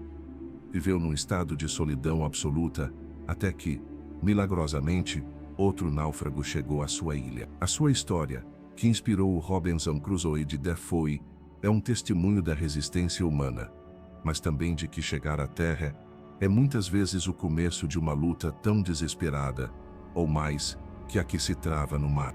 Em resumo, a terra firme, o objetivo de todos os anseios do náufrago, é uma promessa envenenada. A salvação aparente dissolve-se numa nova série de ameaças para as quais o sobrevivente não está preparado, nem física nem mentalmente. O ambiente natural, que para os povos indígenas é uma fonte de sustento, para o europeu é um labirinto mortal. Cada elemento, a água, a comida, os animais, o clima, converte-se num inimigo potencial. A orla enganosa é o cenário final onde desvanece a última esperança, um lugar onde os homens morrem de sede rodeados de verdura, de fome em meio à abundância e de solidão num mundo cheio de vida. O encontro com outros humanos. O perigo final, se um náufrago conseguisse, por um milagre de resistência, sobreviver aos horrores do mar aberto e às armadilhas de uma costa hostil, enfrentava um último e talvez mais imprevisível desafio: o encontro com outros seres humanos. No vasto e disputado tabuleiro de xadrez do mundo colonial, um sobrevivente solitário e desvalido não era visto como uma vítima que necessitava de ajuda, mas como uma peça estranha, uma anomalia que podia ser uma ameaça, uma oportunidade ou um objeto de desprezo. A solidão do náufrago não terminava necessariamente ao encontrar outras pessoas, muitas vezes transformava-se num novo tipo de isolamento, o de ser um outro vulnerável numa terra de outro. O encontro com os habitantes originais do território, com os corsários e piratas que infestavam as rotas marítimas, ou mesmo com compatriotas de uma facção rival, podia selar o destino do sobrevivente de uma forma tão definitiva como a tempestade ou a fome. O encontro com os povos indígenas era a variável mais incerta de todas. A reação dos nativos à aparição de europeus demacrados e seminus nas suas costas não era monolítica, mas variava enormemente dependendo da cultura, da localização geográfica e, sobretudo, das suas experiências prévias com os invasores. Para muitos náufragos, este encontro significava uma morte rápida e violenta. Tribos como os Caribes nas Antilhas Menores ou os Calusa na Flórida tinham uma merecida reputação de hostilidade para com os espanhóis. Estes grupos tinham sofrido na pele a brutalidade da conquista, os massacres, a escravidão, as doenças introduzidas que dizimavam a sua população. Para eles, qualquer europeu, mesmo indefeso, era um inimigo, um representante da força que estava a destruir o seu mundo. As crônicas da época estão cheias de relatos assustadores de náufragos que chegavam a uma praia apenas para serem recebidos por uma chuva de flechas. Os que não morriam no ato eram capturados. O destino dos cativos era variado, mas raramente benigno. Podiam ser torturados e sacrificados em rituais religiosos, como uma oferenda aos deuses para vingar as ofensas sofridas. Podiam ser escravizados e forçados a realizar trabalhos pesados, vivendo em condições de miséria, até que a doença ou o esgotamento acabassem com ele. Em algumas culturas praticava-se o canibalismo ritual, e os corpos dos cativos eram consumidos em cerimônias comunitárias. Para o náufrago que tinha sobrevivido ao mar, cair nas mãos de um grupo hostil era o terror final, uma morte despojada de toda a dignidade. Um exemplo histórico bem documentado é o da expedição de Pânfilo de Narvaez à Flórida em 128. Após naufragar na costa do Golfo do México, os sobreviventes, entre eles Álvar Núñez Cabeça de Vaca, encontraram-se com diversas tribos. A sua experiência foi uma montanha-russa de interações. Alguns grupos escravizaram-nos e trataram-nos com uma crueldade extrema, enquanto outros, com o tempo, chegaram a vê-los como curandeiros e figuras xamânicas, concedendo-lhes um estatuto de respeito e proteção. A Odisseia de Cabeça de Vaca, que durou 8 anos e o levou a cruzar a pé todo o sul do que hoje é Estados Unidos e o norte do México, é um testemunho da complexidade destas relações. No entanto, nem todas as interações eram hostis. Em alguns casos, os povos indígenas mostravam compaixão e curiosidade para com os estranhos desvalidos. Podiam oferecer-lhes comida, água e abrigo, tratando as suas feridas e acolhendo-os na sua comunidade. Esta hospitalidade não era necessariamente um ato de pura bondade desinteressada. Às vezes, os náufragos eram vistos como seres sobrenaturais, enviados pelos deuses. A sua pele branca, as suas barbas, os estranhos farrapos da sua roupa, tudo contribuía para criar uma aura de mistério. Noutros casos, a ajuda podia ter um motivo prático. Um náufrago podia possuir conhecimentos úteis, por exemplo, sobre a metalurgia. Um simples prego de ferro do barco naufragado era um objeto de imenso valor numa sociedade da Idade da Pedra. Para o sobrevivente que era acolhido numa tribo, começava um longo e difícil processo de aculturação. Devia aprender um novo idioma, novos costumes, uma nova forma de ver o mundo. Muitas vezes tinha que abandonar completamente a sua identidade anterior para poder integrar-se. O espanhol Hernando de Escalante Fontaneda, que naufragou na Flórida em criança no século XVI, viveu 17 anos entre os Calusa. Aprendeu a sua língua e os seus costumes e tornou-se um membro da tribo, até que finalmente foi resgatado por outros espanhóis. O seu relato é uma das poucas fontes diretas que temos sobre a cultura deste povo já desaparecido. No entanto, esta integração nem sempre era completa. O náufrago continuava a ser um estranho, e a sua posição na tribo podia ser precária, dependente do capricho do chefe ou dos vai-vens da política tribal. O segundo grande perigo humano nos mares coloniais eram os piratas, bucaneiros e corsários. As águas do Caribe, em particular, eram um viveiro destes predadores do mar. A diferença entre eles era muitas vezes uma questão de semântica. Os corsários ou privateers eram capitães de barco que operavam com uma patente de corso, uma licença oficial do seu governo, Inglaterra, França ou Holanda, que os autorizava a atacar e saquear os barcos de uma nação inimiga, geralmente Espanha. Os piratas e bucaneiros, por outro lado, não respondiam perante nenhuma autoridade e atacavam qualquer barco cuja carga lhes parecesse promissora. Para um náufrago espanhol, ser resgatado por um barco corsário inglês ou francês era uma calamidade. Não era visto como uma vítima, mas como um prisioneiro de guerra. No melhor dos casos, seria interrogado em busca de informação sobre as rotas das frotas, as defesas dos portos ou a localização de tesouros.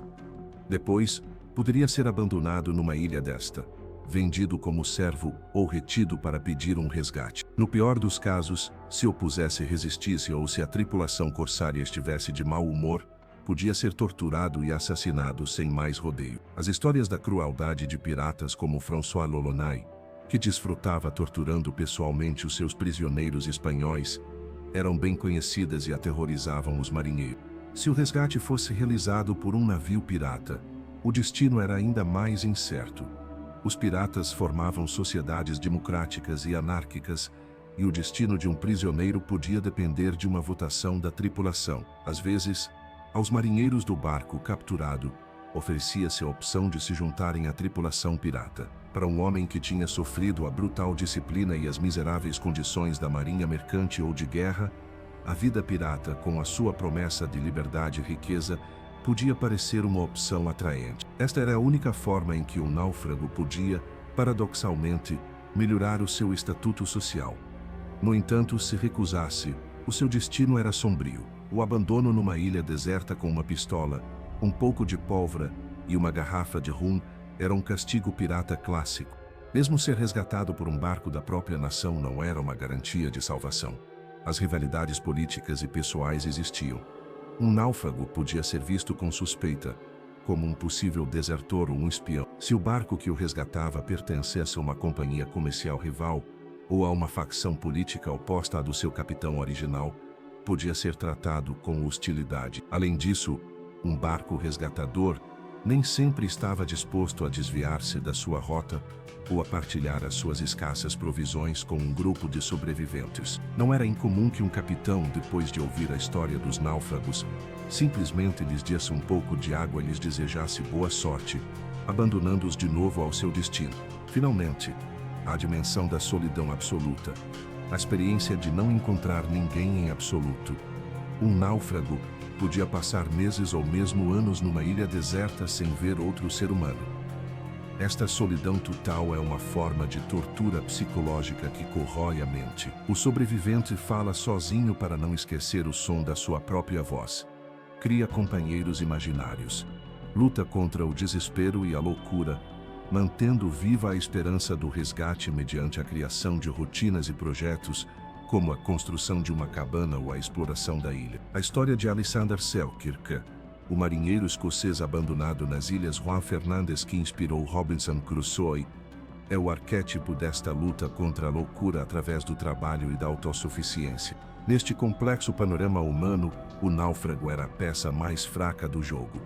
Despojado do seu barco, da sua tripulação, das suas armas e do seu estatuto social, era um zero à esquerda, um ser cuja sobrevivência dependia inteiramente da vontade e dos interesses de outros. O seu encontro com o outro, quer fosse indígena, pirata ou compatriota, raramente era um encontro entre iguais. Era uma interação definida por uma assimetria de poder radical, onde a sua vida pendia por um fio, sujeita ao medo, à cobiça, à compaixão ou ao ódio do primeiro ser humano que encontrasse no seu caminho. A solidão do náufrago não era só a ausência de companhia, mas a ausência de um lugar no mundo. O legado psicológico, as cicatrizes invisíveis do trauma, o resgate ou a chegada final, ou um posto avançado civilizado, não marca o fim do sofrimento do sobrevivente de um naufrágio.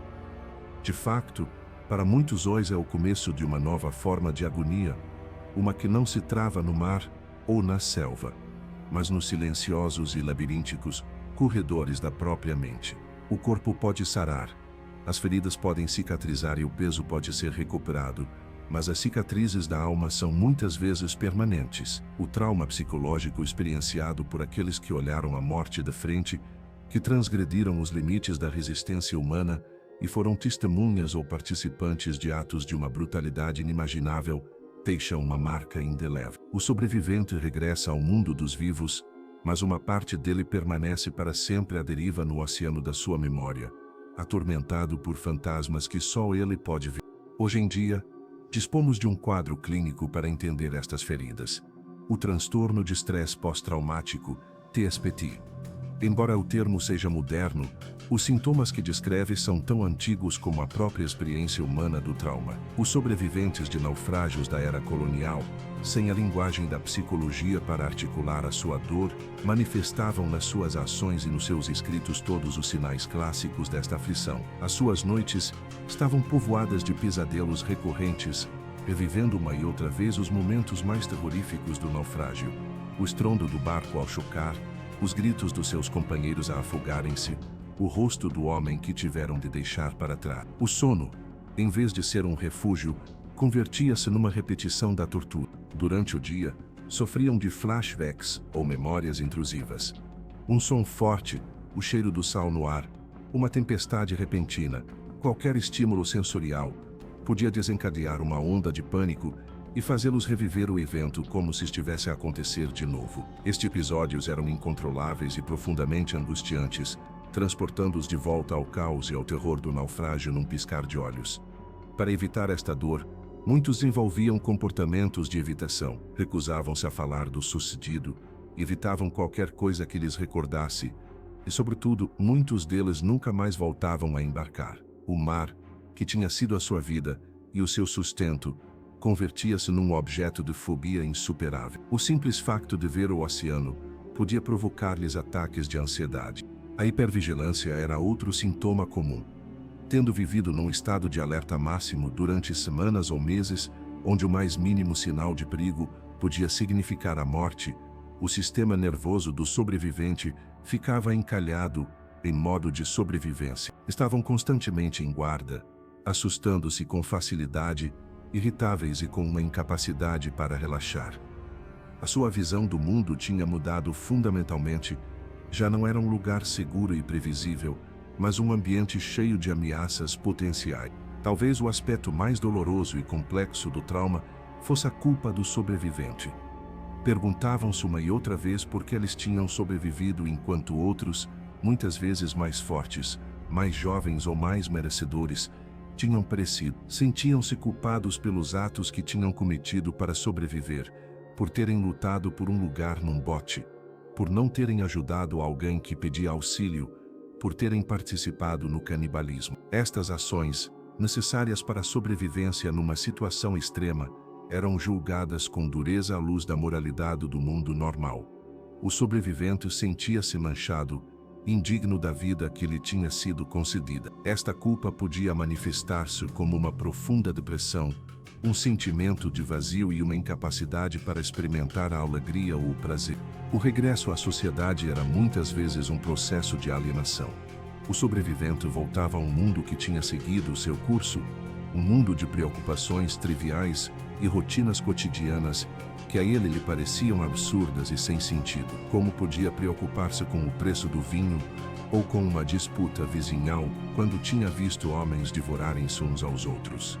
Sentia-se desconectado dos seus amigos e familiares, incapaz de partilhar a magnitude da sua experiência. As suas histórias, só ousava contá-las, muitas vezes eram recebidas com incredulidade ou com uma fascinação mórbida que só fazia aumentar a sua sensação de isolamento. Ninguém que não o tivesse vivido podia realmente entendê-lo. Convertia-se num estranho na sua própria casa, um fantasma que caminhava entre os vivos. Numa sociedade profundamente religiosa como a da era colonial, o trauma também provocava uma profunda crise de fé. O sobrevivente enfrentava perguntas teológicas insolúveis. Por que um Deus bom e todo-poderoso tinha permitido tanto sofrimento? Era sua sobrevivência um sinal do favor divino ou um capricho cruel do destino? Alguns encontravam consolo na fé, interpretando a sua salvação como um milagre e dedicando o resto da sua vida à piedade. Outros perdiam a fé por completo, incapazes de reconciliar a existência de Deus com o mal que tinham presenciado. Viam o universo não como uma criação ordenada, mas como um caos indiferente e sem propósito. Os relatos e crônicas escritos pelos próprios sobreviventes são documentos psicológicos de um valor inestimável. Obras como Os Naufrágios de Álvar Núñez Cabeça de Vaca ou A História de uma Viagem Feita à Terra do Brasil de Hans Staden não são meros relatórios de aventura. São tentativas desesperadas de dar sentido ao incompreensível, de processar o trauma através da escrita.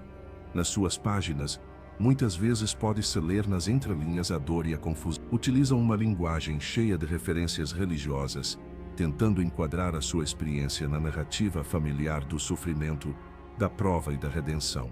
Mas também se percebe a crueza da recordação, a necessidade de testemunhar o horror tal como foi. A escrita converte-se numa forma de terapia, uma tentativa de expulsar os demônios internos pondo-os no papel. A sociedade da época não tinha ferramentas para ajudar estes homens. Não existia o conceito de apoio psicológico ou tratamento do trauma. Um sobrevivente era muitas vezes visto com uma mistura de admiração e receio. Admiravam-no pela sua resistência, mas também o temiam, como se trouxesse consigo o cheiro da morte e do desastre. Às vezes, as suas histórias eram utilizadas pelas autoridades como propaganda para enaltecer a resistência do império ou para advertir dos perigos do mar. Mas o homem por trás da história era muitas vezes ignorado. deixado à sua sorte para lidar com os seus pesadelos em solidão. Muitos sobreviventes nunca se recuperavam. Passavam o resto das suas vidas mergulhados na melancolia, no alcoolismo ou na marginalidade. Alguns retiravam-se para mosteiros, buscando o silêncio e a expiação. Outros convertiam-se em vagabundos, incapazes de se estabelecer em um lugar. A experiência do naufrágio tinha-os partido de uma forma que a sociedade não sabia como reparar. É importante entender que o trauma não é só uma reação aos perigos físicos, mas também a quebra das assunções básicas sobre o mundo e a natureza humana. O sobrevivente viu como a fina camada da civilização se desvanecia, revelando a brutalidade que jaz por baixo. Viu seus amigos converterem-se em monstros, e talvez se tenha visto a si mesmo converter-se num. Perdeu a fé na bondade humana, na justiça do universo e muitas vezes em si mesmo. Esta perda da inocência, esta ferida moral, é a cicatriz mais profunda de todas. O sobrevivente de um naufrágio colonial é, portanto, uma figura trágica. Ganhou a batalha pela vida, mas a um custo terrível. Voltou do país dos mortos, mas não consegue deixar de ouvir os seus sussurros. O seu corpo está em terra firme, mas a sua alma continua à deriva. As cicatrizes que carrega não são só as das queimaduras do sol ou as feridas infectadas, mas as das memórias indeléveis e das perguntas sem resposta. É um lembrete vivo da fragilidade da vida e da mente humana e de que há viagens das quais, na realidade, nunca se regressa de todo. O legado dos naufrágios. Memória e conhecimento subaquático.